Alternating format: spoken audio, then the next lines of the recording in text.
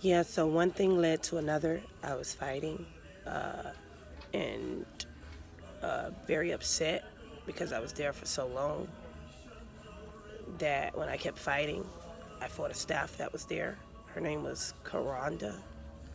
And when I fought her, they sent me to a level 8 facility in Pembroke Pines, Florida, called South Florida Intensive Halfway House. And when I was there, it was very strict. It was only for girls. And there was also an opposite side, but it was for boys. We would be there I would be there getting the educational needs that I need. It was a staff that I didn't too much agree to. Her name was Deidre Dyrumpel. When I was getting ready to leave and go home, it was because the halfway house was for 6 months. When I was getting ready to leave and go home, my favorite staff also was Miss Jackson. But when I was getting ready to go home, I had my dad bring my Cuban link and lock it up in the locker room. And Deidre Dyrumpel stole it. There at the halfway house, we would play basketball. We would do different plays and stuff and skits and role plays, and we would have to also keep our rooms clean and follow through with the case management and the plans to keep things going and to make sure we're focused. So when it's time to go home, we could be a success. We would be a success. Basically, when I was little, at the schools I went to was Nathan B. Young Elementary, Lincoln Marty, Kara City Middle School, American Senior High, and Central Senior High School. And basically, and I also went to North County Elementary. When I was going to North County Elementary, when I left Nathan B. Young, I was in emotionally handicapped classes, EH called, and it's for kids that has behavioral problems.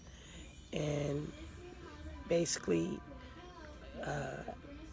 we would have the kids there, and basically it's for kids that fight and break desks and do all type of stuff. Basically, it's a class basically for kids with special needs. When we would behave, my grandmother would take me and a couple of my classmates to the ice skating ring. I used to like going to the ice skating ring. But yeah, I remember getting in trouble. When I would do wrong, I would wind up going to the JAC, Juvenile Assessment Center, and then from there I would go to Department of Juvenile Justice according to the case and how severe it was. First time I ever went to juvenile, I was 10 years old. I was so scared. I'm not gonna lie. But I used to dance growing up. I used to like to dance, do the peanut butter jelly dance.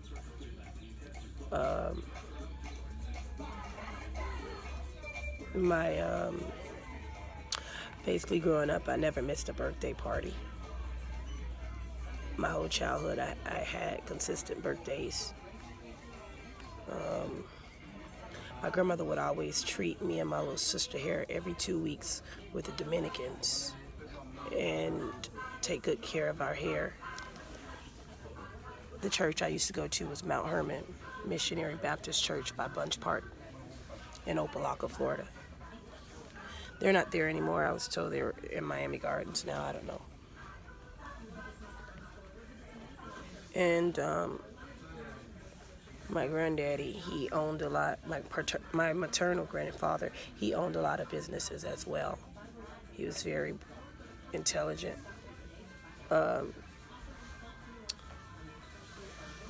Yeah, so I remember when I was little, my mom used to stay in Scott Projects, and there was like a situation where there was a drive-by shooting, and they were trying to shoot another person and wind up shooting in my mom's window where my auntie would wind up shot in the arm by and she survived it. But my little sister was so scared every time she heard gunshots, she would stop and hold her ears out of fear.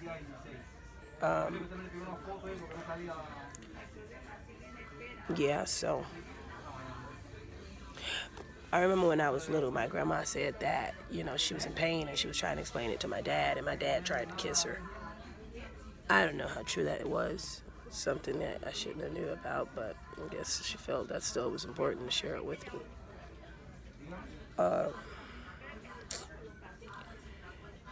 I basically like my favorite sports was is today. My favorite sports today is the same sports I told you about, but it's volleyball as well.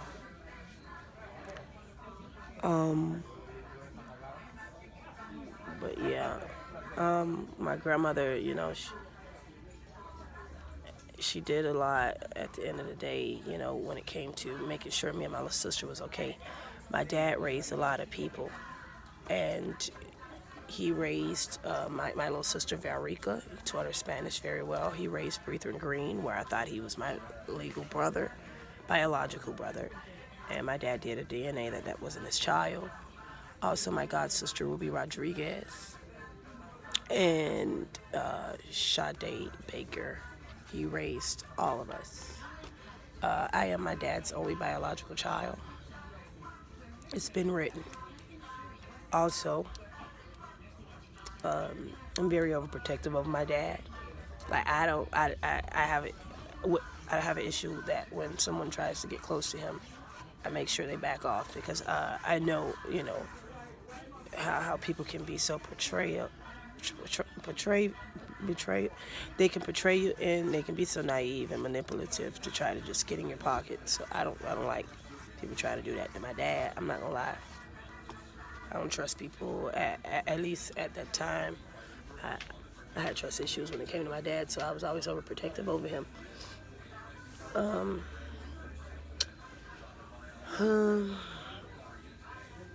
Where was I?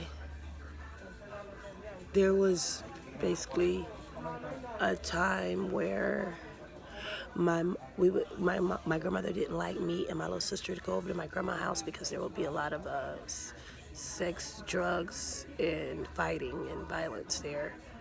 So she didn't like it too much. I remember when we were little, my mom, she used to dance, and she wound up having a big party. Me and my little sister were supposed to be upstairs, but we were playing peekaboo. And we would look, and they were literally dancing, but booty naked in front of all type of guys, and doing a lot. And it was like, oh wow, it was interesting, but at the same time, we shouldn't have been around it. So that's why my grandmother was pretty strict about us being with my mom on top of that. And my mom felt as though my grandmother never gave her a chance to try to raise us. So that's what it was. But my mom always said that she knew we were in good hands when it came to my grandmother. So that's why she didn't too much budge. She had, I remember when DCF was involved, she was supposed to do parenting. She only did one parenting class and didn't complete it. From my understanding, my dad completed it. And yeah, so we had, when I was growing up, we had trampolines, we had basketball goal. My grandmother used to take us out to a lot of nice restaurants. My dad's favorite spot for us was Burger King and different places that we would like to go. And we would like to go to the movies too. And my dad would be like, Elsa, eat your tomatoes. It's good for your blood. It used to be so funny. And we used to really believe, hey, if you eat your tomatoes, I'm sure it'll make you strong, and it's good for your blood. But yeah, so basically,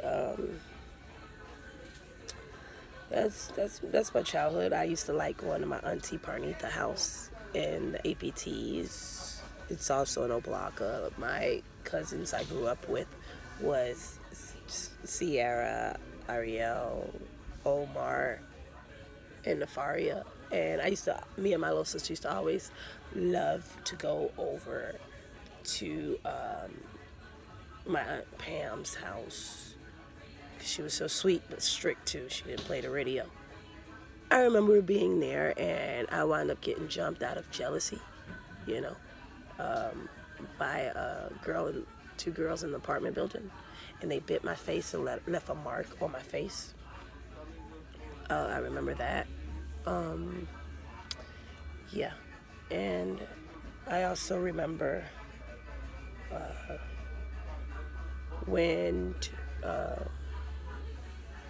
there was an incident in Scott Projects where my mom had a friend, her name was Keisha, and the little girl basically her daughter I think her daughter was 18 months, her daughter wound up getting inappropriately touched and arm broken by a guy who was in my mom's house, and he broke the little girl's arm, and he touched her inappropriately, and her daughter got taken away from her forever.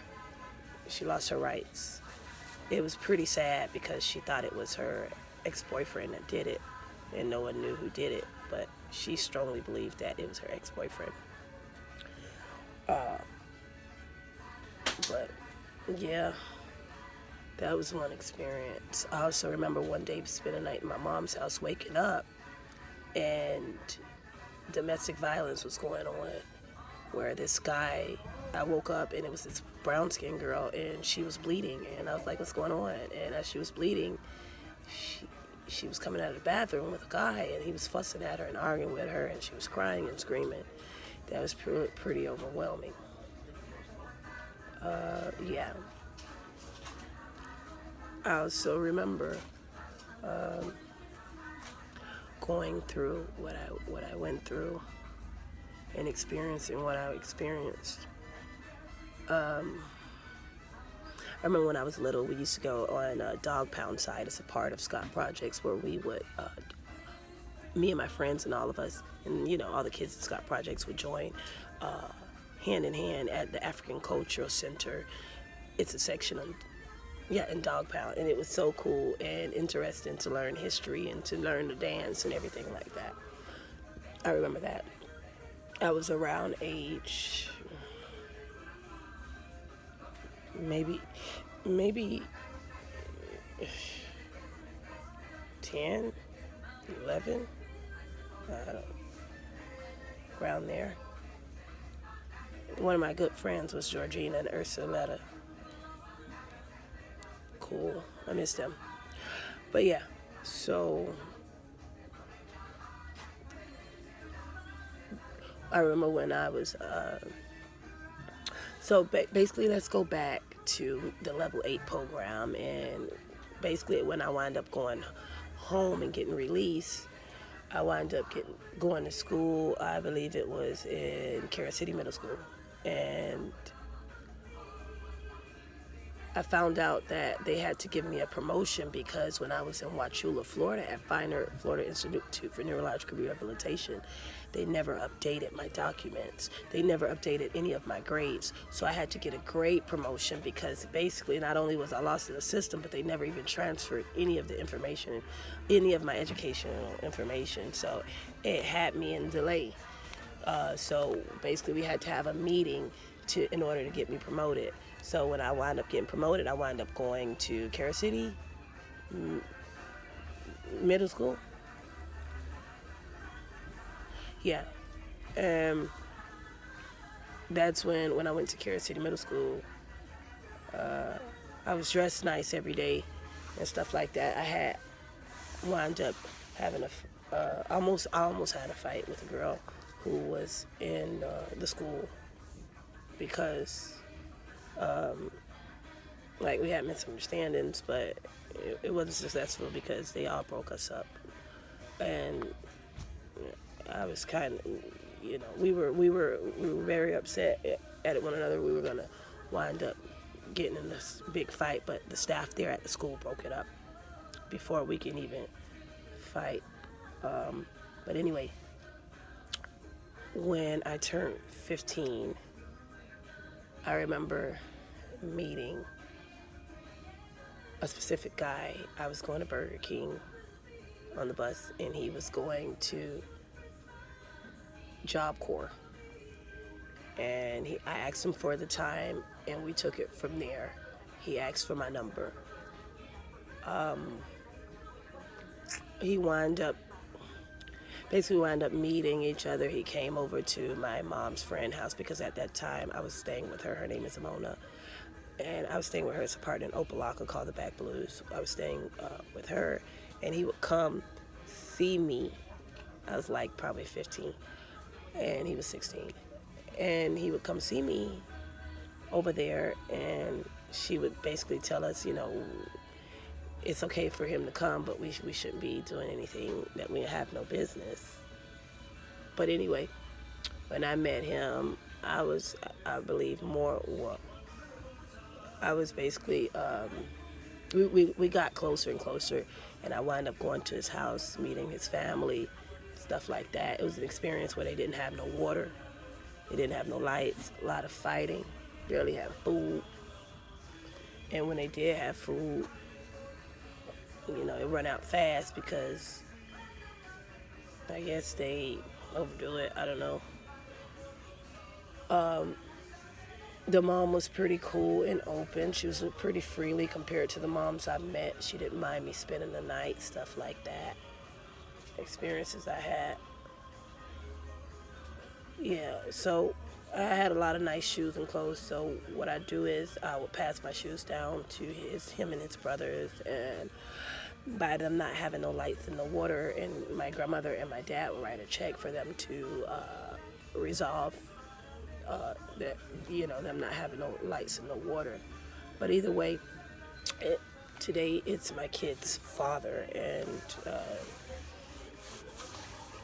I'm married now, but I'm in the middle of a divorce because of the toxic relationship that we were in. I was in a relationship with him for 14 years, and for 14 years straight,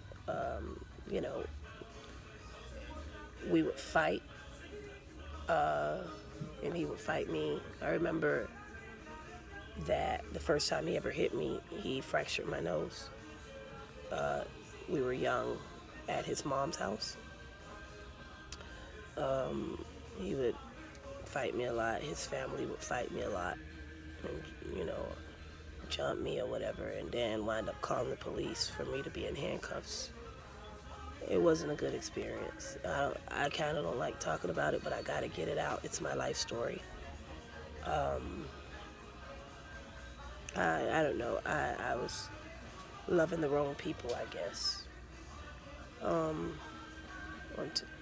top of that, I remember, the mother basically, I guess, losing her housing. So my mom basically said, hey, here's your first apartment. You just have to take up after one rent, and you just keep going from there. Kid's dad wound up getting a good job, so we were able to, do what we had to do and cope from there. In the new apartment my mom gave us, there we would fight, and it wasn't too much of a good experience. I actually had my first child. His name is Gregory. He's a junior. In November 2005. And right then and there was around the time before my baby father's mother wound up losing her home, that I wound up having my baby. So basically I had my first child at 16, 17. And when I had my first child, I already had brought him everything that he needed by myself. I also had some help by my stepdad, Naughty, and help here and there. Also from my dad, of course. He had every shoes, Jordans and stuff. But basically, I would fight a lot with his sister. And when I first met my baby father, it was a rumor that he already had a baby mother. And it was a back and forth thing that it wasn't his baby. That's what his family would say. It wasn't his baby. It was his homeboy's baby. I don't know how true that is. And the homeboy said that it has to be Greg's baby because why would he put the baby on me here, there? So basically, I'm not gonna lie, I was a little destructive. I wound up leaving my mom's apartment and carving in Gregory's furniture because Gregory was cheating on me, and I knew it. I did notice that the family of his was very manipulative, and not only were they manipulative, but they would lie and hide a lot of information for years, actually. They were down with the crap. I remember when time went by, basically I would have a lot of nervous breakdowns. Me and my dad actually helped support my baby father's music career and everything about it. My dad gave him $10,000 to promote his music, and he wound up stealing $30,000 out of my son's account because they both share the same name. And he went to the Social Security office to make sure he puts Junior on the Social Security card, and from there he wound up, stealing a whole lot of money. My dad said he's seen him on camera doing it. I remember one time when I had a nervous breakdown. I basically had to go to the hospital, and he basically kept putting me in the hospital to cheat and, just manipulate everything around. I remember one time also that he took my stomach when I was pregnant, and he squeezed the fetus, and I wound up bleeding, gushing blood and stuff like that out of my womb. I remember one time he choked me until I peed on myself, basically. He had me, he choked me so bad that I went numb in the body. His mom was on crack. I remember one time his teeth was hurting very bad, and when his teeth was hurting, his mom told him to take some Coke and put it in his teeth so it can numb the pain. I didn't look at it as a big thing until today. I see that it is a huge thing. Basically, you gave your child drugs to taste. That was weird. And